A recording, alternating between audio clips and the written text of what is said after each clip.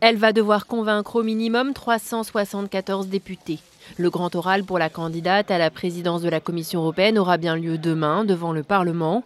Ursula von der Leyen a besoin de la majorité absolue pour valider sa candidature. Mais les atermoiements autour des nominations aux postes clés de l'Union européenne ont laissé des traces. Maintenant, c'est une femme qui arrive dans un contexte qui n'est pas facile parce que ça a été très difficile pour le Conseil européen de trouver Donc les chefs un d'État candidat. et de gouvernement. Les chefs d'État et de gouvernement de trouver un candidat. Ça a mis beaucoup de temps et ce paquet qu'ils proposent est arrivé très tard dans le processus. Nathalie Loiseau votera pour elle, mais au sein de son groupe, les libéraux centristes de Renew et du côté des socialistes, nombreux sont ceux qui exigent certaines conditions, comme la garantie d'être intransigeante pour les pays qui violent l'état de droit. Les Verts et la gauche de la gauche ont, eux, déjà annoncé qu'ils ne voteraient pas en faveur d'Ursula von der Leyen.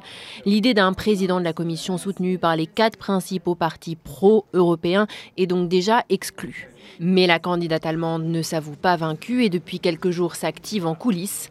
Opération séduction. Je suis venue ici pour travailler avec le Parlement. Et je suis sûre que nous allons travailler main dans la main. En cas d'échec devant le Parlement, les chefs d'État de l'Union européenne devraient présenter un nouveau candidat, un scénario de crise inédit. Réponse demain.